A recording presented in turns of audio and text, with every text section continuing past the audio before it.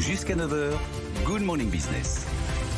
Et à 7h23, nous recevons Delphine Ponce, la directrice générale du parc Astérix. Merci d'être avec nous ce matin en direct dans Good Morning Business. Bon, on est content pour vous, franchement, là, on attendait tous la réouverture des parcs. Le parc Astérix rouvre ses portes demain avec une jauge limitée. Vous nous rappelez très rapidement les conditions de réouverture? Tout à fait. Écoutez, on est ravis. On réouvre après 7 mois de fermeture.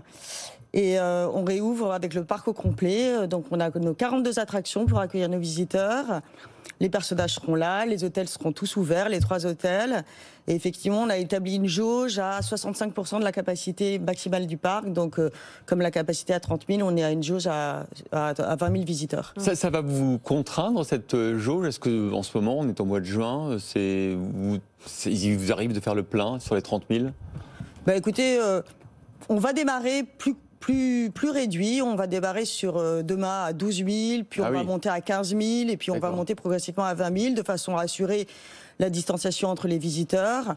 Sur le mois de juin, en semaine, ça va peu nous contraindre. Sur les week-ends, ça peut nous contraindre, mais globalement, cette jauge qui a été discutée avec les autorités préfectorales nous convient tout à fait et va nous permettre d'assurer la distanciation entre nos visiteurs. Vous avez dû recruter 600 saisonniers. Oui. Est-ce que c'était compliqué? Est-ce qu'il y a certaines professions où on voit que des gens se sont reconvertis, on trouve autre chose? Est-ce que vous avez vu c'était le même process que d'habitude? Alors, on a suivi le même process que d'habitude, c'est-à-dire qu'on a démarré la campagne de recrutement dès décembre, on a contacté nos saisonniers, on s'est mis en contact avec eux, on a un certain nombre de saisonniers qui sont les irréductibles, qui sont les saisonniers qui reviennent d'une saison sur l'autre et qu'on connaît bien. Et puis vous avez mis un chômage partiel juste avant pour les conserver justement? Alors certains d'entre eux oui, mais globalement on est resté en contact avec eux jusqu'à ce qu'on sache quelle serait la date d'ouverture. Et puis là on est en place, nos saisonniers, nos 600 saisonniers qui sont les saisonniers dont on a besoin pour le début de la saison sont recrutés, formés, prêts pour accueillir nos visiteurs. Contents d'être là, sincèrement, parce que les 7 mois de fermeture ça a été dur pour eux aussi. Et puis on va lancer une nouvelle campagne de recrutement de 500 saisonniers supplémentaires pour l'été, pour la haute saison. On l'a dit, 7 mois de fermeture, c'est énorme. Comment vous sentez financièrement juste avant cette réouverture? Il va falloir faire une saison exceptionnelle pour rattraper le gouffre? Oui, c'est vrai que 7 mois de fermeture, c'est long, notamment cette période entre le 3 avril et le 9 juin où on a été fermé. Pour vous donner quelques chiffres, sur cette période-là, on avait prévu d'accueillir 250 000 visiteurs. Ces visiteurs, on n'a pas pu les accueillir, mais on espère bien qu'ils vont se reporter sur la période estivale. Et puis on est plein d'espoir, on croit au rebond, à la reprise d'activité post-Covid. On pense que le public, il a vraiment envie d'évasion, de convivialité, de partage, d'émotions, de sensations, et donc on les attend de pied ferme. Est-ce que votre actionnaire, la Compagnie des Alpes et la Caisse des dépôts et consignations, du coup, a fermé un peu les robinets en matière d'investissement, nouvelles attractions, etc. Ou est-ce que vous allez garder la même feuille de route que celle qui était prévue il y a 18 mois? Non, la dynamique de développement, elle va se poursuivre. Vous l'avez vu sur le parc Astérix, dans les dernières années, on s'est beaucoup développé, avec un certain succès, en termes de chiffre d'affaires et de fréquentation. On a développé des nouvelles attractions, on a développé 2 hôtels, dont le nouvel hôtel Les Quais de Lutèce qui a ouvert l'année dernière et qui a accueilli peu de visiteurs puisqu'on a été peu ouvert. Et donc cette dynamique de développement, elle va se poursuivre dans les prochaines années avec des investissements à la clé. Vous avez un parc aquatique en projet?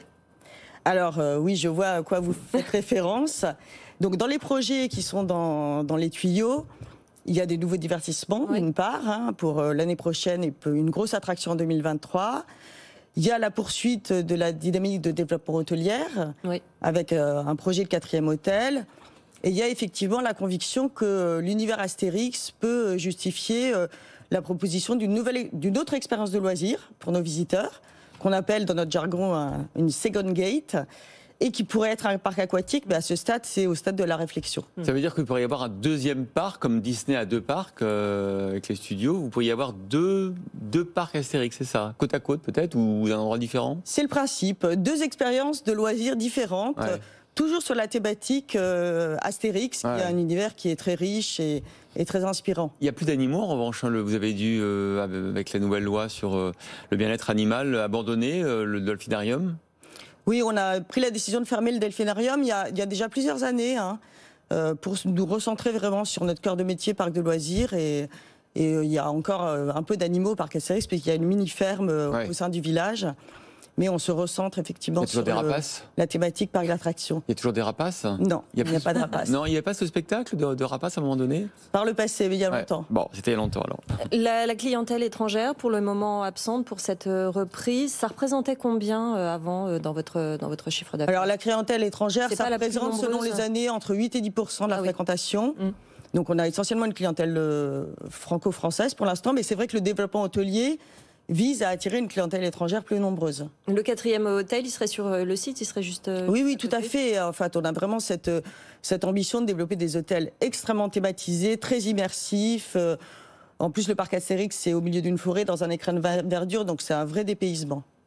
Merci beaucoup Delphine Ponce, directrice générale du parc Astérix. Et donc bon courage pour toutes les équipes pour demain. Merci à vous.